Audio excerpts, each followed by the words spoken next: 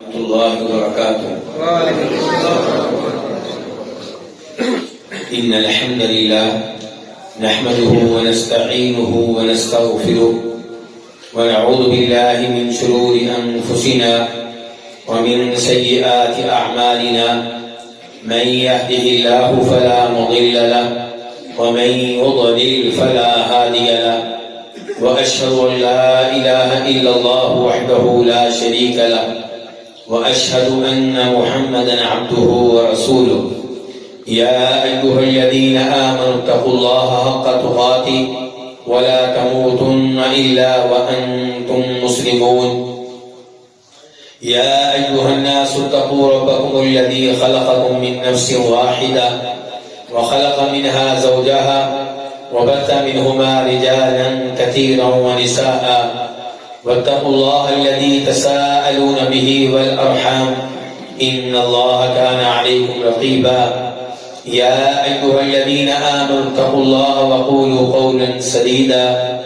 يصلح لكم أعمالكم ويغفر لكم ذنوبكم ومن يطع الله ورسوله فقد فاز فوزا عظيما أما بعد فإن خير الحديث كتاب الله وخير الهدي هدي محمد صلى الله عليه وسلم وشر الأمور محدثاتها وكل محدثة بدعة وكل بدعة ضلالة وكل ضلالة في النار۔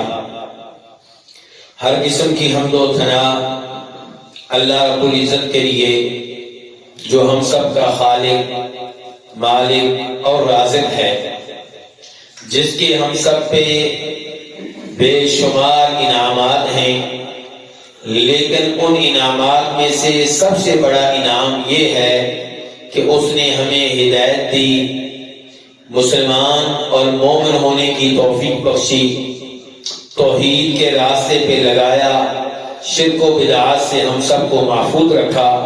ہم اس اللہ کی حمد و ثنا بیان کرتے ہیں اور کہتے ہیں کہ الحمدللہ الذی ہدانا لہذا وما كنا لنهتدي لولا ان هدانا اللہ،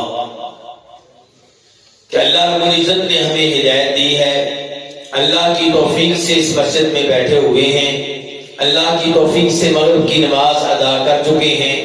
اگر اللہ کی توفیق شامل حال نہ ہوتی تو ہم یہ نیکی کے کام کبھی بھی نہ کر پاتے۔ کثرت سے درود و سلام و امام الانبیاء جناب محمد رسول اللہ صلی اللہ علیہ وسلم کی ذات اقدس پہ، جنہیں ہم نے نبی اور رسول مانا۔ اور رسول ماننے کا مطلب کیا ہے؟ رسول ماننے کا مطلب یہ ہے کہ میں اس بات کا اعلان کرتا ہوں کہ محمد صلی اللہ علیہ وسلم اللہ کے رسول ہیں، چنانچہ طاعتہ فیما امر، آپ نے جو مجھے حکم دیا ہے وہ میں مانوں گا، آپ کا کوئی بھی حکم نظر انداز کرنے کی کوشش نہیں کروں گا، آپ کے ایک ایک حکم پہ پوری محنت کے ساتھ، پوری طاقت کے ساتھ عمل کرنے کی کوشش کروں گا۔ وَالْإِبْتِعَادُ عَمَّا نَهَى عَنْهُ وَزَجَرَ، آپ کو رسول ماننے کا دوسرا مطلب یہ ہے کہ جن جن چیزوں کو آپ نے حرام قرار دیا، ممنوع قرار دیا، جن کاموں کے ارتکاب سے آپ نے منع کیا، میں ان کاموں میں سے کسی کام کے بھی قریب نہیں جاؤں گا۔ آپ کو رسول ماننے کا مطلب کیا ہے؟ آپ کو رسول ماننے کا مطلب یہ ہے کہ تصدیقہ فیما اخبر، جو بھی بات آپ نے بتائی میں اس بات کی تائید کروں گا، اس بات کو درست سمجھوں گا، اس بات پہ ایمان لاؤں گا، چاہے اس بات کا تعلق ماضی سے ہو یا مستقبل سے ہو۔ اگر آپ نے بتایا ہے کہ آدم علیہ السلام آئے تھے، اگرچہ میں نے انہیں دیکھا نہیں ہے، نہ میرے والد صاحب نے آدم علیہ السلام کو دیکھا ہے، نہ میرے دادا جی نے دیکھا ہے، نہ میرے شہر والوں میں سے کسی نے دیکھا ہے، نہ میرے ملک کے کسی باشندے نے دیکھا ہے، لیکن چونکہ نبی علیہ السلام نے یہ بات بتائی ہے کہ آدم علیہ السلام، نوح علیہ السلام، ابراہیم علیہ السلام بطور نبی رسول آئے تھے، میں آنکھیں بند کر کے اس پہ ایمان لاتا ہوں۔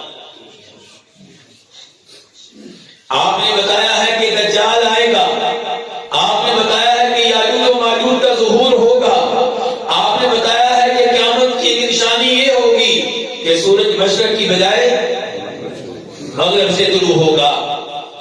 میں نے ابھی ان چیزوں کے آثار نہیں دیکھے، لیکن چونکہ یہ باتیں اللہ کے رسول علیہ السلام نے بتائی ہیں تو مجھے ان باتوں پہ اتنا ہی یقین ہے جتنا مجھے اپنی اولاد پہ یقین ہے، جتنا مجھے اپنے ماں باپ پہ یقین ہے.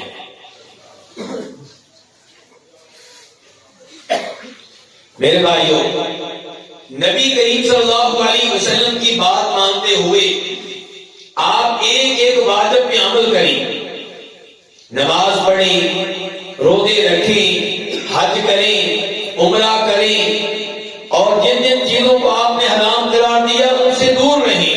لیکن آپ یہ کہیں کہ میں یہ بات نہیں مانتا کہ دجال نامی کوئی انسان آئے گا، فتنے کا سبب بنے گا، میری عقل نہیں مانتی. تو ایسے آدمی کا کیا حکم ہے؟ پکا مسلمان ہے نا، نمازیں پڑھتا ہے، روزے رکھتا ہے، شرک بھی نہیں کرتا، بس وہ یہ کہتا ہے کہ میں نہیں مانتا کہ دجال نامی کوئی انسان فتنہ بن کر آئے گا. تو کیا یہ مسلمان ہے کہ کافر ہے؟ ایسا آدمی کافر ہوگا. اس نے نبی علیہ السلام کو اس بات میں غلط قرار دے دیا، اور وہ کیسے مسلمان ہو سکتا ہے، وہ کیسے مومن ہو سکتا ہے جو نبی علیہ السلام کی کسی ایک بات کو غلط قرار دے، جھوٹ قرار دے. علماء کرام نے اسی لیے عقیدہ عقائد پہ مشتمل کتب تحریر کی ہیں. بہت سے علماء کرام نے ایسی کتب تحریر کی ہیں. امام طحاوی، انہوں نے عقیدے کی کتاب لکھی. امام احمد بن حنبل نے عقیدے کی کتاب لکھی. ان کے بیٹے عبداللہ بن احمد بن حنبل نے عقیدے کی کتاب لکھی. امام صابونی نے عقیدے کے مسائل پہ مشتمل کتاب لکھی. اور یہ سلسلہ جاری و ساری ہے. عقائد کی بہت زیادہ اہمیت ہے. آپ اللہ کی راہ میں جتنا بھی مال خرچ کریں، جتنی بھی مسجدیں بنائیں، جتنے بھی یتیموں کی سرپرستی کریں، لیکن اللہ کی بتائی ہوئی کسی ایک بات کو ماننے سے انکار کر دیں تو آپ مسلمان نہیں ہیں، آپ کفر میں داخل ہو چکے ہیں. نہ اللہ کی طرف کوئی بات غلط طور پہ منسوخ کریں. کئی لوگ اللہ کے رسول کی ہر بات مانتے ہیں لیکن غلو کرتے ہیں، اللہ کی طرف وہ باتیں بھی منسوخ کر دیتے ہیں جو اللہ کے رسول نے نہیں بتائیں، جن کا دین اسلام سے کوئی تعلق واسطہ نہیں ہے. اور کئی لوگ وہ ہیں جو اتنے سیانے بنتے ہیں، اتنے پڑھے لکھے بنتے ہیں، اتنے عقل مند بنتے ہیں، وہ بڑی آسانی سے کہہ دیتے ہیں کہ یہ عقیدہ اسے میری عقل قبول نہیں کرتی، یہ عقیدہ اسے میری عقل قبول نہیں کرتی، وہ بھی غلط، یہ بھی غلط. درست وہ ہے، راہ حق پہ وہ ہے جو اس عقیدے پہ ایمان لائے جو قرآن و حدیث سے ثابت ہے، اور کوئی بھی ایسا عقیدہ دین اسلام میں داخل نہ کرے جو قرآن و حدیث سے ثابت نہیں ہے. مستقبل کے عقائد میں سے ایک اہم عقیدہ اس بات پہ ایمان لانا ہے کہ جناب عیسیٰ علیہ السلام قیامت سے پہلے آسمانی دنیا سے اس زمین پہ تشریف لے آئیں گے، نازل ہوں گے، اتریں گے. اور یہ کہ عیسیٰ علیہ السلام اس وقت کہاں قبر ہے ان کی؟ عیسیٰ علیہ السلام کی قبر کہاں ہے؟ بزرگ بتانے لگے تو کہاں ہے جی؟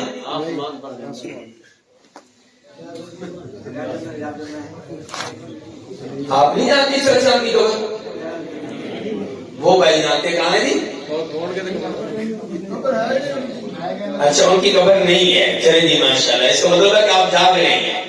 بس میں یہی چیک کرنا چاہ رہا تھا کہ آپ جاگ رہے ہیں کہ نہیں جاگ رہے. تو عیسیٰ علیہ السلام آسمانی دنیا پہ زندہ ہیں، اللہ رب العزت نے ان کو اٹھا لیا. یہ بنیادی ہمارا عقیدہ ہے. اس عقیدے کی ایک ایک بات پہ ایمان لانا ضروری ہے. اس معاملے میں بہت سے لوگ گمراہ ہوئے، یہودی گمراہ ہوئے، اس مسئلے میں عیسائی بھی گمراہ ہوئے، اور اس مسئلے میں کئی عقل پرست بھی گمراہ ہوئے. میں ایک بزرگ کا نام آپ کے سامنے لوں گا. ان کا نام ہے مولانا امین احسن اصلاحی. کیا نام ہے؟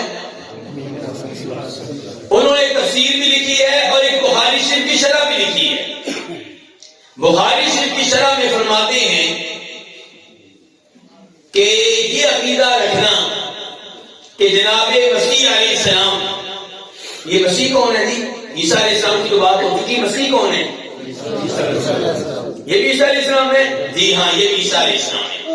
تو مولانا امین احسن اصلاحی کہتے ہیں کہ یہ عقیدہ رکھنا کہ جناب مسیح علیہ السلام دوبارہ تشریف لائیں گے، مجھے اس عقیدے کی کوئی ضرورت محسوس نہیں ہوتی، کیونکہ ہمارا دین کامل و مکمل ہے. یہاں اب کسی نبی کی کوئی گنجائش نہیں ہے. اور اگر 2 منٹ کے لیے یہ عقیدہ مان بھی لیا جائے، اب 2 منٹ کے لیے اگر یہ بات مان بھی لی جائے کہ عیسیٰ علیہ السلام آئیں گے، تو یہ بات پھر بھی عقیدے کا حصہ نہیں ہے. کیوں؟ کہتے ہیں عقیدہ وہ ہوتا ہے جو قرآن سے ثابت ہو. عقیدہ وہ ہوتا ہے جو کہاں سے ثابت ہو؟ قرآن سے ثابت ہو. اور یہ باتیں عیسیٰ علیہ السلام نازل ہوں گے، یہ قرآن میں نہیں آئی. یہ میں نہیں کہہ رہا، کون کہہ رہے ہیں؟ مولانا امین احسن اصلاحی کہتے ہیں کہ یہ باتیں قرآن میں نہیں آئی، یہ ایسی احادیث میں آئی ہیں جنہیں احاد کہا جاتا ہے. کسی کا یقین اس بات پہ ہے، وہ یقین رکھے، عقیدہ رکھے میں اس عقیدے کو نہیں مانتا، مجھے اس پہ کوئی یقین نہیں ہے. یہ کون کہہ رہے ہیں؟ مولانا امین احسن اصلاحی، جو استاد ہیں موجودہ زمانے کے بہت بڑے سکالر. میں سکالر نہیں کہہ رہا، لوگ کہتے ہیں. کون؟ جاوید احمد غامدی کے. مولانا امین احسن اصلاحی استاد ہیں کس کے؟ جاوید احمد غامدی کے، جو اپنے استاد کی طرح بہت سی احادیث کا اور بہت سے عقائد کا منکر ہے. ہمارا واسطہ موجودہ زمانے میں 2 طرح کے لوگوں سے ہے. ایک وہ دیوانے، وہ مجنون جو دین اسلام میں وہ عقائد میں داخل کر دیتے ہیں جو قرآن و حدیث سے ثابت نہیں ہے، اور ان عقائد کی بنیاد پہ لڑائیاں لڑتے ہیں، جھگڑے کرتے ہیں، قتل کرنے لگ جاتے ہیں. اور ایک طرف یہ عقل پرست، یہ اپنے آپ کو پڑھا لکھا سمجھنے والے جو بڑی آسانی سے قرآن و حدیث سے ثابت کسی بھی عقیدے کا انکار کر دیتے ہیں، اور انہیں کسی کا کوئی ڈر نہیں ہے، کسی کا خوف نہیں ہے.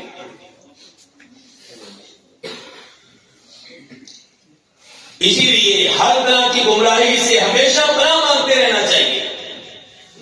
آئیے قرآن و حدیث کی روشنی میں جائزہ لیا جائے کہ قرآن و حدیث سے کیا ثابت ہوتا ہے عیسیٰ علیہ السلام کے بارے میں. آپ جانتے ہیں کہ عیسیٰ علیہ السلام کی ولادت بھی ایک معجزہ ہے، اور ان کا فوت ہوئے بغیر زمین سے اوپر اٹھ جانا، اللہ تعالیٰ کو اٹھا لینا، یہ بھی اللہ تعالیٰ کی بہت بڑی قدرت ہے. اور پھر انہیں دوبارہ زمین پہ نازل کرنا، یہ بھی اللہ کی بہت بڑی قدرت ہے. عیسیٰ علیہ السلام جب بغیر باپ کے پیدا ہوئے تو یہودیوں نے ان پہ تہمتیں لگائیں، ان کی ماں کو نعوذ باللہ زانی اور بدکار قرار دیا. عیسیٰ علیہ السلام کی والدہ کا نام کیا دیا؟ سیدہ مریم. انہیں ان ظالموں نے زانی اور بدکار قرار دیا. چنانچہ اللہ رب العزت نے عیسیٰ علیہ السلام کو یہ قدرت بخشی، یہ صلاحیت بخشی کہ ابھی گہوارے میں ہیں، ماں کی گود میں ہیں، بولنے کی عمر کو نہیں پہنچے، اللہ کے حکم سے بولے ہیں اور کہتے ہیں انی عبد اللہ. میری ماں پہ الزامات لگانے والوں، میری ماں پہ تہمت لگانے والوں سن لو، میں اللہ کا بندہ ہوں. کیا کہا ہے اللہ کا؟ یہ نہیں کہا کہ میں رب ہوں، یہ نہیں کہا کہ میں مشکل کشا ہوں، یہ نہیں کہا کہ میں حاجت روا ہوں، یہ نہیں کہا کہ میں یسوع مسیح خدا ہوں، یہ نہیں کہا کہ میں 3 معبودوں میں سے معبود ہوں، 3 خداؤں میں سے خدا ہوں. یہ کہا انی عبد اللہ، معبود کوئی اور ہے، میں اس معبود کا بندہ ہوں. آتانی الکتاب، میرا رب مجھے کتاب دے گا، وجعلنی نبیا، میرا رب مجھے نبی بنائے گا. وجعلنی مبارکا اینما کنت، میں جہاں بھی رہوں گا بابرکت رہوں گا. جدھر بھی رہوں گا لوگوں کو توحید کی دعوت دوں گا، جدھر بھی رہوں گا لوگوں کو کفر و شرک سے بچاؤں گا. میرے علم سے دنیا فائدہ اٹھائے گی. وَأَوْصَانِي بِالصَّلَاةِ وَالزَّكَاةِ، میرے رب نے مجھے حکم دیا ہے کس چیز کا؟ زکوٰۃ ادا کرنے کا، نماز پڑھنے کا. کب تک؟ مَا دُمْتُ حَيًّا. میرے رب کا حکم یہ ہے کہ عیسیٰ جب تک تو زندہ رہے گا تیرے اوپر واجب ہے کہ تو نماز پڑھتا رہے. نبی سے کہا جا رہا ہے نمازیں کب تک پڑھنی ہے؟ اور آج ہمارے کئی لوگ کیا کہتے ہیں کہ ہمارے پیر صاحب کو نمازیں معاف ہو گئی ہیں، وہ پہنچ گئے. وہ کیا ہو گئے جی؟ پہنچی سرکار ہیں، اب انہیں نمازیں معاف ہو گئی ہیں. اور عیسیٰ علیہ السلام کو حکم مل رہا ہے فوت ہونے تک اللہ کی عبادت کرنی ہے. اور میرے اور آپ کے نبی، نبیوں کے امام، خاتم النبیین، رحمت للعالمین جناب محمد رسول اللہ صلی اللہ علیہ وسلم کو حکم مل رہا ہے وَاعْبُدْ رَبَّكَ حَتَّىٰ يَأْتِيَكَ الْيَقِينُ. فوت ہونے تک آپ نے اللہ کی عبادت جاری رکھنی ہے. کوئی نبی نہیں پہنچا، کسی نبی کو نمازیں معاف نہیں ہوئی، کسی نبی کو عبادت معاف نہیں ہوئی. تو یہ پیر کہاں سے آ گئے جن کو آخری زمانے میں عبادت معاف ہو جاتی ہے اور دعویٰ کیا جاتا ہے کہ وہ پہنچ گئے. تو عیسیٰ علیہ السلام نے پیدا ہوتے ہی توحید کا اعلان کیا ہے، پیدا ہوتے ہی نماز کی ادائیگی کا اعلان کیا ہے، پیدا ہوتے ہی اللہ کی راہ میں مال خرچ کرنے کا اعلان کیا ہے اور کہا ہے کہ وہ برم بوالدتی، میں جب تک زندہ رہوں گا اپنی والدہ کی خدمت کرتا رہوں گا، والدہ کی اطاعت کرتا رہوں گا، والدہ کا فرمانبردار بن کر رہوں گا. یہی عیسیٰ علیہ السلام جب نبی بنے ہیں، جب رسول بنے ہیں تو یہودیوں نے ایمان لانے سے انکار کر دیا، ان کو نبی اور رسول ماننے سے انکار کر دیا، ان کے معجزات کو نظر انداز کیا. معجزات چیز کر کہہ رہے تھے کہ یہ انسان اللہ کا نبی ہے، اللہ کا رسول ہے، لیکن یہودی ہر درم قوم ہے، وہ ایمان نہیں لائی.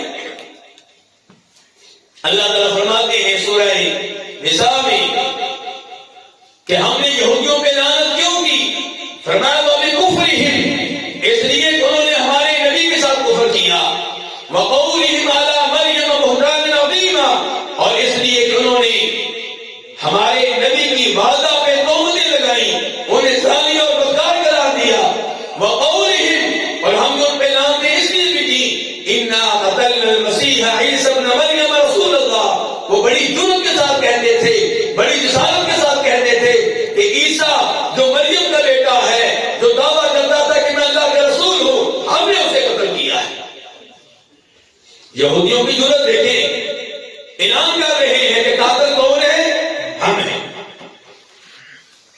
اللہ تعالیٰ کہتے ہیں وَمَا قَتَلُوهُ وَمَا صَلَبُوهُ، عیسیٰ علیہ السلام قتل نہیں ہوئے، عیسیٰ علیہ السلام سولی میں نہیں چڑھے، وَلَٰكِنْ شُبِّهَ لَهُمْ، سولی پہ تو اور چڑھا ہے، قتل تو اور ہوا ہے. جو قتل ہوا ہے وہ عیسیٰ علیہ السلام کا ہم شکل ہے، یہ سمجھتے رہے کہ ہم نے عیسیٰ علیہ السلام کو قتل کیا ہے، لیکن اللہ تعالیٰ کہتے ہیں ایسا نہیں ہوا. بل رفعہ اللہ الیہ، اللہ نے اپنے اس بندے کو اپنی طرف اٹھا لیا. مولانا امین آپ نے اسلائی سے کہیے کہ آپ اس کا کیا ترجمہ کرتی ہیں؟ وہ کہتے ہیں اس کا ترجمہ یہ ہے کہ اللہ نے ان کو اٹھا دیا، بڑی شان دے دی، بڑا بلند کر دیا. وہ کیا معنی کرتے ہیں کہ بڑی شان دے دی. لیکن مولانا صاحب یہاں پہ اللہ نے یہ نہیں کہا کہ رفعہ اللہ، اللہ نے کہا بل رفعہ اللہ الیہ. جب الیہ آ گیا اب معنی یہ ہے کہ اللہ نے خود عیسیٰ علیہ السلام کو اپنی طرف اٹھا لیا ہے، زمین سے اٹھا لیا ہے اور انہیں فوت نہیں ہونے دیا، انہیں قتل نہیں ہونے دیا، انہیں سولی پہ نہیں چڑھنے دیا. اللہ کا اعلان ہے وما قتلوہ یقینا، یقینی بات ہے، پکی بات ہے کہ انہیں قتل نہیں کر سکے. اور پھر اللہ نے اعلان کیا، آپ قرآن کا عقیدہ سنیے، اللہ نے اعلان کیا وَإِن مِّنْ أَهْلِ الْكِتَابِ إِلَّا لَيُؤْمِنَنَّ بِهِ، ہر یہودی، ہر عیسائی عیسیٰ علیہ السلام کے فوت ہونے سے پہلے ان پہ ایمان لے آئے گا. کن پہ ایمان لے آئے گا؟ عیسیٰ علیہ السلام پہ. اس میں اشارہ ہے اس بات کی طرف کہ عیسیٰ علیہ السلام جو آسمانی دنیا پہ زندہ ہیں انہیں زمین پہ اتارا جائے گا. زمین پہ آ کے جہاد کریں گے, یہودیوں کو قتل کریں گے. زمین پہ کوئی کافر باقی نہیں رہے گا. سارے کے سارے یا قتل ہو جائیں گے یا مسلمان ہو جائیں گے. اور پھر یہ یہودی اور عیسائی عیسیٰ علیہ السلام پہ ایمان لے آئیں گے کہ واقعی یہ کسی زمانے میں اللہ کے نبی اور رسول تھے, اور واقعی ان کو زندہ اوپر اٹھا دیا گیا تھا, اور واقعی اب ان کو زمین پہ اتارا گیا ہے. سب اس پہ ایمان لے آئیں گے. فرمایا وَيَوْمَ الْقِيَامَةِ يَكُونُ عَلَيْهِمْ شَهِيدًا, اور قیامت کے دن عیسیٰ علیہ السلام ان پہ گواہ بنیں گے, ان یہودیوں پہ ان عیسائیوں پہ گواہ بنیں گے. تو قرآن سے ثابت ہوا کہ عیسیٰ علیہ السلام زندہ ہیں, اللہ نے فوت نہیں ہونے دیا, اور یہ تو زمین پہ اتریں گے اور یہودی اور عیسائی ان پہ ایمان لائیں گے. عیسیٰ علیہ السلام اللہ کے عظیم نبی, ہم مسلمان اللہ کے فضل و کرم سے انہیں نبی مانتے ہیں, رسول مانتے ہیں, ان سے محبت کرتے ہیں, ان کا احترام کرتے ہیں. ہمارے جامعہ سلفیہ اسلام آباد میں ایک استاد ہیں, وہ چند دن پہلے مجھے بتا رہے تھے کہ میں گاڑی میں جا رہا تھا, میرے ساتھ کوئی عیسائی بیٹھ گیا, تو گفتگو ہونے لگی اس بات پہ کہ جو جناب محمد صلی اللہ علیہ وسلم پہ ایمان نہ لائے اس کو مسلمان کافر کہتے ہیں. کیا کہتے ہیں؟ وہ کیوں اعتراض کر رہا ہے. تو ہمارے اس استاد نے بڑی خوبصورتی سے جواب دیا, یہ کوئی بڑی بات نہیں ہے, ہمارا یہ بھی عقیدہ ہے کہ جو عیسیٰ علیہ السلام پہ ایمان نہ لائے وہ بھی کافر ہے.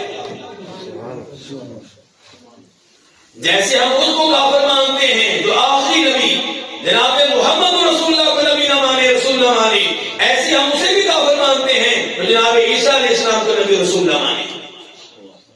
اب سوچئے معتدل کون ہوئے, متشدد کون ہوئے. جیسے ہم نبی علیہ السلام کی گستاخی کو غلط قرار دیتے ہیں, ایسے ہم عیسیٰ علیہ السلام کی گستاخی کو بھی غلط قرار دیتے ہیں. اور یورپ کے لوگ تلے ہوئے اس بات میں کہ اللہ کے رسول کی توہین کی جائے, اور کہتے ہیں کہ یہ آزادی ہے, آزادی کی علامت ہے, اور ہمارا یہ بنیادی حق ہے. جبکہ مسلمان کہتے ہیں کسی بھی نبی کی توہین نہیں ہونی چاہیے, نہ جناب محمد رسول اللہ کی صلی اللہ علیہ وسلم, نہ جناب عیسیٰ علیہ السلام کی, نہ جناب موسیٰ علیہ السلام کی. اور کھلے دل کے کون ہوئے مسلمان؟ اس نبی کو بھی مانتے ہیں جس کو یہودی کہتے ہیں کہ یہ ہمارے نبی ہیں موسیٰ علیہ السلام. مسلمان اس نبی کو بھی مانتے ہیں جن کو عیسائی کہتے ہیں کہ ہمارے نبی ہیں عیسیٰ علیہ السلام. اور مسلمان جناب محمد رسول اللہ کو بھی مانتے ہیں, جبکہ یہودی نہ عیسیٰ علیہ السلام کو نبی ماننے کے لیے تیار ہے, نہ جناب محمد رسول اللہ کو, اور عیسائی جناب محمد رسول اللہ کو نبی ماننے کے لیے تیار نہیں ہے. اب بتائیے کھلے دل کا مالک کون ہوا؟ تو میرے بھائی اللہ تعالیٰ فرماتے ہیں اذ قالت الملائکۃ یا مریم ان اللہ یبشرک بکلمۃ منہ اسمہ المسیح ابن مریم وجیہا فی الدنیا والآخرہ ومن المقربین ویکلم الناس فی المہد وکہلا ومن الصالحین. میں اس موضوع پہ گفتگو کیوں کر رہا ہوں؟ مجھے شعیب بھائی نے بتایا تھا کہ کچھ ایسے لوگ بھی شاید پروگرام کا حصہ بنے جو جناب عیسیٰ علیہ السلام کو مانتے ہیں. میں نے کہا بہت اچھی بات ہے, ہمیں موقع ملے گا کہ ہم انہیں بتا سکیں کہ ہمارا عقیدہ کیا ہے عیسیٰ علیہ السلام کے بارے میں, قرآن کا عقیدہ کیا ہے, مسلمانوں کا عقیدہ کیا ہے. تو اللہ تعالیٰ یہاں پہ کہہ رہے ہیں کہ جب کہا فرشتوں نے اے مریم, اللہ تعالیٰ آپ کو خوشخبری دیتا ہے کہ ایک کلمہ آنے والا ہے. کیا آنے والا ہے؟ یہ کلمہ کون سا کلمہ؟ عیسیٰ علیہ السلام کو کلمہ قرار دیا گیا. کیوں؟ کن سے پیدا ہوئے ہیں. ویسے تو ہر کوئی کلمہ کن سے پیدا ہوا ہے، لیکن باقی لوگ پیدا ہوتے ہیں تو اس کے پیچھے ماں باپ دو سبب ہوتے ہیں، لیکن عیسیٰ علیہ السلام بغیر باپ کے پیدا ہوئے ہیں، صرف کلمہ کن سے پیدا ہوئے ہیں. جناب مریم کو خوشخبری دی جا رہی ہے اللہ آپ کو بیٹا دے گا جو صرف کلمہ کن سے پیدا ہوگا، اور اس کا نام عیسیٰ بن مریم ہوگا. وجیہا فی الدنیا والآخرہ، اللہ اسے دنیا میں نشان دے گا، آخرت میں نشان دے گا. دنیا میں بھی وجاہت والا ہوگا، آخرت میں بھی وجاہت والا ہوگا. ومن المقربین، اللہ کے بہت قریبی لوگوں میں سے ہوگا. وَيُكَلِّمُ النَّاسَ فِي الْمَهْدِ وَكَهْلًا، اور یہ بچہ لوگوں سے گفتگو کرے گا. گفتگو تو سارے ہی کرتے ہیں، لیکن اس بچے کی عجیب بات یہ ہے کہ ابھی ماں کی گود میں ہوگا، گہوارے میں ہوگا، تبھی سے گفتگو شروع کر دے گا، اور جب ادھیڑ عمر میں ہوگا تب بھی گفتگو کرے گا. عیسیٰ علیہ السلام کو جب اٹھایا گیا تو کتنی عمر تھی ان کی؟ 33 سال. اور اس آیت میں اللہ تعالیٰ کہہ رہے ہیں کہ عیسیٰ علیہ السلام جب بڑی عمر کے ہوں گے، ادھیڑ عمر کے ہوں گے، تب بھی لوگوں سے گفتگو کیا کریں گے.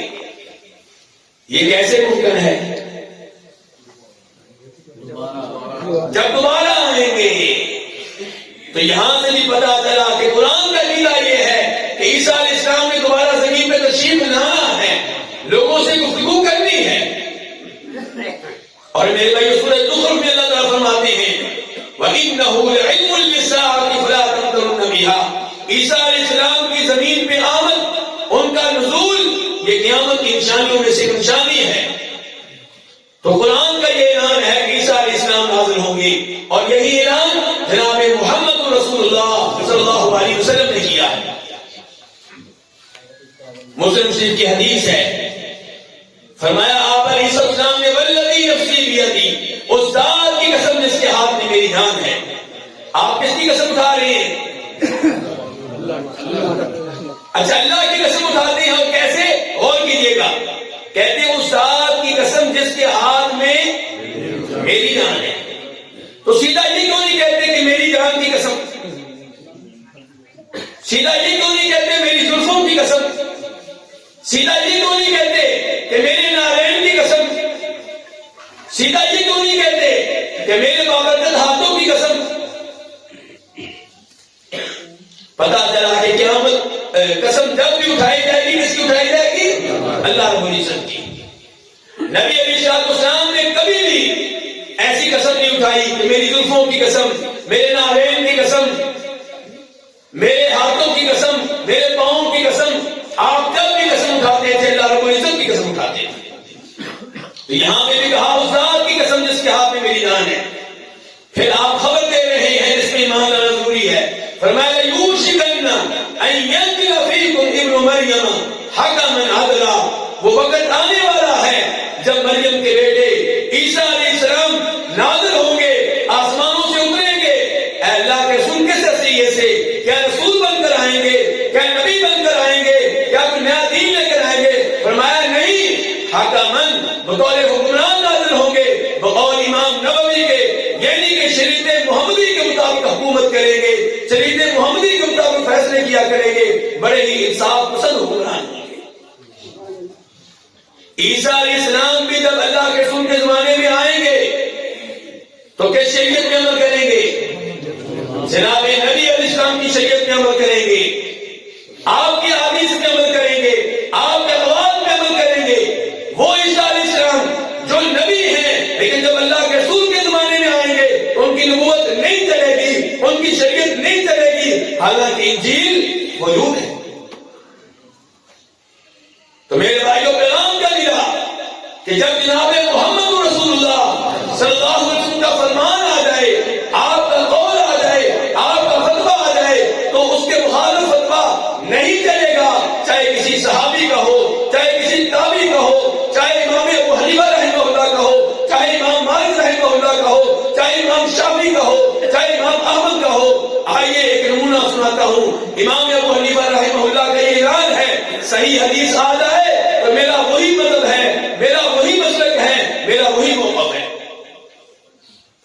امام احمد بن حنبل کے بیٹے عبداللہ اپنی کتاب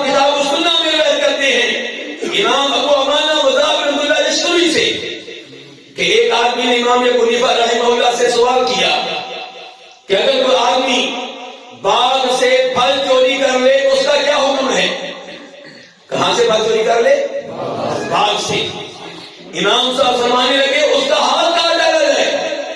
چور ہے, چور کی سزا قرآن کریم میں واضح ہے, والسارق والسارقۃ فاقطعوا ایدیہما, چوری کرنے والا مرد ہو یا عورت ہو, ان کے ہاتھ کاٹ ڈالو.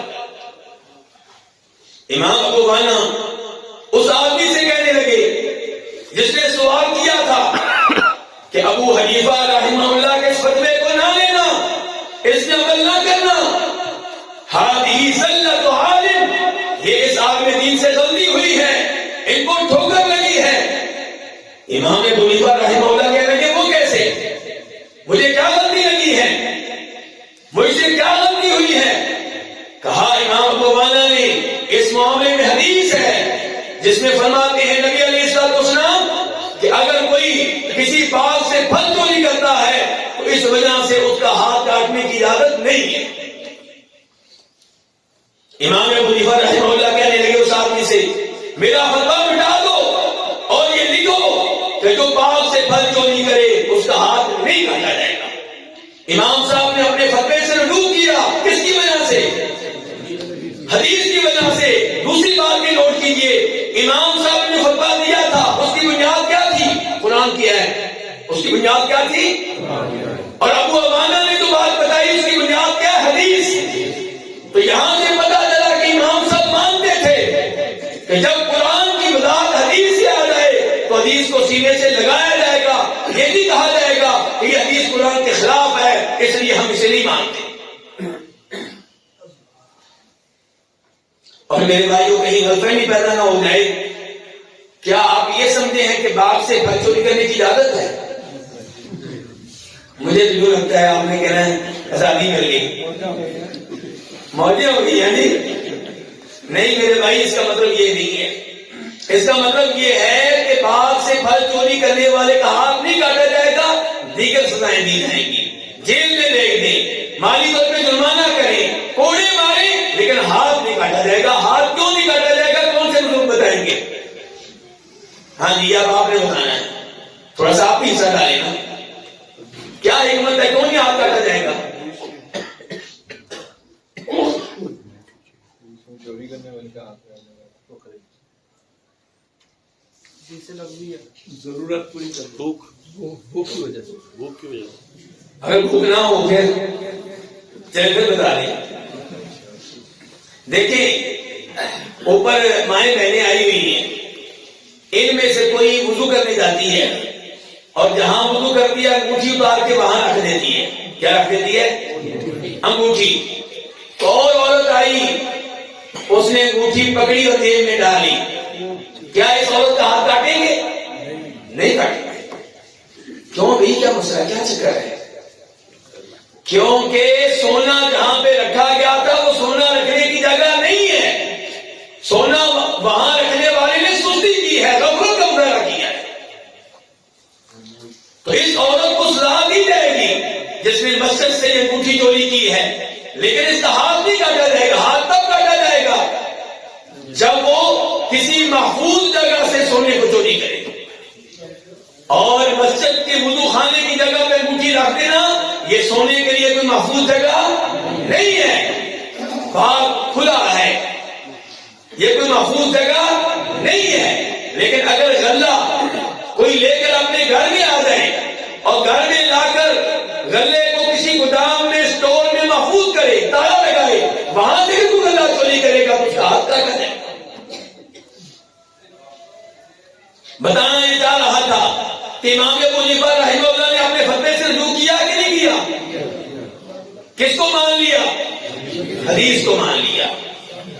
اور آج تک کے منکرین حدیث کیا کہتے ہیں؟ کہتے ہیں کہ حدیث بس وہ مانیں گے جس کی تائید قرآن کرے. کون کرے گی؟ تو اگر یہ اصول اپنایا جائے تو یہاں اس حدیث کو ریجیکٹ کر دینا چاہیے تھا, کیونکہ بظاہر قرآن کے خلاف ہے. لیکن میرے بھائیوں صحیح بات یہ ہے کہ قرآن اور صحیح حدیث میں تعارض نہیں ہوتا, تضاد نہیں ہوتا, ٹکراؤ نہیں ہوتا. ہم کہیں گے قرآن کا اعلان ہے کہ ہر چور کا ہاتھ کاٹ ڈالو, حدیث نے وضاحت کر دی. لیکن اگر کوئی پھل چوری کرے باغ سے تو اس کا ہاتھ نہیں کاٹا جائے گا. قرآن بھی ٹھیک ہے, حدیث بھی ٹھیک ہے. تو وضاحت میں یہ کر رہا تھا کہ جناب عیسیٰ علیہ السلام جب آئیں گے تو وہ 4 مسالک میں سے کون سا مسلک اختیار کریں گے؟ یہ بتائیں ذرا. چاروں میں سے کوئی نہیں. مالکی ہوں گے یا شافعی؟ میں نے سوال پوچھا، اس کا جواب دیں. آپ تو بات جا رہے ہیں. یہ بتائیں کہ وہ مالکی ہوں گے، حنفی ہوں گے، شافعی ہوں گے، حنبلی ہوں گے، کون سا مسئلہ قبول کریں گے؟ ان میں سے کوئی بھی نہیں. تو پھر مسلمان کیسے ہوں گے؟ آج تو لوگ کہتے ہیں کہ جو ان 4 مذاہب میں سے کوئی مذہب قبول نہ کرے وہ تو مسلمان ہی نہیں. تو میرے بھائیوں یہ عقیدہ غلط ہے. اگر اسلام نام ہوتا صرف ان 4 مذاہب کا تو جناب محمد رسول اللہ صلی اللہ علیہ وسلم اس بات کی وضاحت کر کے جاتے، اس بارے میں تنبیہ جاری کرتے، اس بارے میں وارننگ دیتے. تو جناب عیسیٰ علیہ السلام اسی دین پہ ہوں گے جس دین پہ ابو بکر تھے، جس دین پہ عمر فاروق تھے، جس دین پہ جناب عثمان و علی تھے. وہ نبی علیہ السلام کے پیروکار ہوں گے، قرآن و حدیث کی پیروی کرنے والے ہوں گے. فرمایا آپ علیہ السلام نے عیسیٰ علیہ السلام جلدی آئیں گے عدل و انصاف کرنے والے حکمران کے طور پہ. فیکسر الصلیب، صلیب کو توڑ دیں گے. آج کے عیسائی کیا کہتے ہیں کہ ہم عیسیٰ علیہ السلام کے دین پہ ہیں اور صلیب کی پوجا کر رہے ہیں، صلیب کو معبود بنا رکھا ہے، صلیب کو سجدے کرتے ہیں، صلیب کو خدا والا مقام دے رکھا ہے. جبکہ ہمارے نبی اسلام فرما رہے ہیں عیسیٰ علیہ السلام اس صلیب کو توڑیں گے جس کو اللہ کے ساتھ شریک کیا جاتا ہے. وَيَقْتُلُ الْخِنزِيرَ، اور خنزیر کو بھی قتل کریں گے. وَيَضَعُ الْجِزْيَةَ، اور جزیہ کو ختم کر دیں گے، ٹیکس کو ختم کر دیں گے. میں اسی تفصیل میں نہیں جانا چاہتا. وَيَفِيضُ الْمَالَ، اور مال ان کے زمانے میں عام ہوگا. حَتَّى لَا يَقْبَلَهُ أَحَدٌ، آپ کسی کو مال دینا چاہیں گے، صدقہ دینا چاہیں گے، لینے والا نہیں دے گا. فرماتے ہیں جناب ابو ہریرہ کہ اس حدیث کی تائید کے طور پہ یہ عہد پڑھ لو، وَإِن مِّنْ أَهْلِ الْكِتَابِ إِلَّا لَيُؤْمِنَنَّ بِهِ قَبْلَ مَوْتِهِ. ہر یہودی اور عیسائی عیسیٰ علیہ السلام پہ ایمان لے آئے گا ان کے فوت ہونے سے پہلے. یعنی کہ ان کے زمانے میں جو یہودی عیسائی زندہ ہوں گے ان کے مقابلے میں آ کے یا تو قتل ہو جائیں گے یا پھر اسلام قبول کر کے عیسیٰ علیہ السلام پہ اور جناب محمد رسول اللہ پہ ایمان لانے والوں کا حصہ بن جائیں گے. تو اس حدیث سے کیا پتا چلا کہ عیسیٰ علیہ السلام نازل ہوں گے، وہ تشریف لائیں گے. اور میرے بھائیو یہ مسئلہ کئی حدیث سے ثابت ہے. ایک اور حدیث مختصر انداز میں بیان کروں گا، پھر میں درس کو ختم کروں گا. آپ کے جو سوال ہوں گے ان کا انتظار کروں گا انشاءاللہ. امام مسلم رحمہ اللہ روایت کرتے ہیں جناب جابر بن عبداللہ رضی اللہ عنہما سے کہ لا تزال طائفة من امتی یقاتلون بالحق ظاہرین الى یوم القیامہ. میری امت میں ایک گروہ ہمیشہ رہے گا جو حق میں رہے گا. یعنی کہ ایسا ممکن نہیں ہے کہ آپ کی امت 73 فرقوں میں تقسیم ہو اور سارے فرقے گمراہ ہوں، ایسا ممکن نہیں ہے. ہر زمانے میں ایک گروہ کس پہ رہے گا؟ حق پہ رہے گا. وہ حق کے لیے لڑے گا، قیامت تک وہ غالب رہے گا. پھر آپ نے فرمایا کہ پھر عیسیٰ علیہ السلام نازل ہوں گے اور اس گروہ کا کوئی فرد جناب عیسیٰ علیہ السلام سے درخواست کرے گا کہ آئیے تعال صلی لنا، ہمیں نماز پڑھائیے. تو کہیں گے لا، میں نماز نہیں پڑھاؤں گا. اسی امت کے لوگ کسی امت کے سربراہ ہوں گے، امیر ہوں گے. اللہ تعالیٰ نے اس امت کو یہ اعزاز بخشا ہے. تو عیسیٰ علیہ السلام پہلی نماز جو پڑھیں گے وہ امام مہدی کے پیچھے پڑھیں گے، ان کی امامت میں پڑھیں گے. اور یہ اللہ رب العزت کی طرف سے اعزاز ہے اس امت کے لیے. اس کے بعد وہ امام کی ذمہ داریاں سنبھال لیں گے، پھر وہ نمازیں بھی پڑھائیں گے، قیادت بھی کریں گے. تو عیسیٰ علیہ السلام نے یہاں پہ آگے کرنا کیا ہے میرے بھائیوں؟ پہلے نمبر پہ قتل کریں گے کس کو؟ دجال کو. دوسرے نمبر پہ صلیب کو توڑیں گے. تیسرے نمبر پہ یہودیوں کا خاتمہ فرمائیں گے. چوتھے نمبر پہ حج کریں گے، مسجد نبوی کی زیارت کے لیے بھی جائیں گے. اور 5ویں نمبر پہ حکمرانی کریں گے. تو ان کے زمانے میں امن و امان ہوگا، فتنہ و فساد نہیں ہوگا، اور باقی سارے ادیان ختم ہو جائیں گے، پوری زمین پہ صرف ایک دین ہوگا، وہ دین اسلام۔ پھر یہ عیسیٰ علیہ السلام فوت ہو جائیں گے، ثم یتوفا، ابو داؤد شریف کی حدیث ہے۔ پتا چلا کہ موت سے کوئی نبی بھی محفوظ نہیں ہے۔ عیسیٰ علیہ السلام بھی فوت ہوں گے، فیصلی علیہ المسلمون، اور مسلمان ان کی نماز جنازہ ادا کریں گے، اور ان کی قبر کہاں بنے گی؟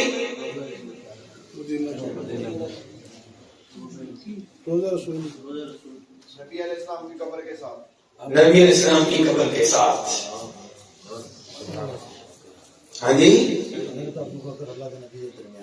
درمیان سے یہ بھائی تو بات کر رہے ہیں نا، ان کی تائید میں ایک روایت آتی ہے۔ کیا روایت ہے؟ امام ابن ابی دنیا روایت کرتے ہیں کہ جب قیامت قائم ہوگی تو میں اور عیسیٰ علیہ السلام ایک ہی قبر سے اٹھیں گے، دائیں ابو بکر ہوں گے، بائیں عمر ہوں گے رضی اللہ تعالیٰ عنہما۔ لیکن امام ذہبی فرماتے ہیں، شیخ البانی فرماتے ہیں، یہ منکر قسم کی روایت ہے، نبی علیہ السلام سے ثابت نہیں ہے۔ عبداللہ بن سلام کا قول بھی ایسا ملتا ہے، لیکن وہ بھی ثابت نہیں ہے، اس لیے ہم نہیں جانتے کہ ان کی قبر کہاں بنے گی، اللہ بہتر جانتا ہے۔ لیکن ہمارا ایمان ہے کہ عیسیٰ علیہ السلام نازل ہوں گے اور نبی علیہ السلام کے پیروکار بنیں گے، آپ کی شریعت کو نافذ کریں گے، آپ کی شریعت پہ عمل کرنے والے ہوں گے، صلیب کو توڑیں گے، خنزیر کو قتل کریں گے، اور یہودیوں کا خاتمہ کریں گے، اور وہ زمانہ توحید کا زمانہ ہوگا۔ اس زمانے میں کوئی ایسا نہیں ہوگا جو کفر و شرک کرنے والا ہو۔ اللہ رب العزت سے دعا ہے کہ اللہ تعالی ہمیں بھی توحید پہ قائم و دائم رکھے، کفر و شرک سے محفوظ رکھے۔ اللہ تعالی ہمیں ہر نبی پہ صحیح معنوں میں ایمان لانے کی توفیق دے، اور ہر نبی سے محبت کرنے کی توفیق دے۔ روز قیامت اللہ تعالی ہمیں نبی علیہ السلام کی معیت میں کھڑا فرمائے، آپ کے جھنڈے کے نیچے کھڑا فرمائے۔ اللہ تعالیٰ آپ کے حوض سے پانی پینے کی سعادت ہمارے نصیبوں میں کرے، اللہ تعالیٰ آپ کی شفاعت ہمارے نصیبوں میں کرے۔ اللہ ہم سب کو عذاب قبر عذاب جہنم سے محفوظ رکھے۔ وصلی اللہ تعالی علی نبینا محمد وعلی آلہ وصحبہ اجمعین۔ ویڈیو کو اپنے دوستوں کے ساتھ ضرور شیئر کیجیے گا، اور اگر آپ نے ابھی تک ہمارا چینل سبسکرائب نہیں کیا تو فوراً سبسکرائب کیجیے، ساتھ بیل آئیکن پر کلک کریں تاکہ مزید آنے والی ویڈیوز جو ہم وقتاً فوقتاً آپ کے لیے اس چینل پر اپلوڈ کرتے ہیں وہ آپ کو وقت پر ملتی رہیں اور آپ ان سے مستفید ہوتے رہیں۔ اگلی ویڈیو تک ہمیں دیجیے اجازت، اپنا خیال رکھیے گا، اللہ حافظ۔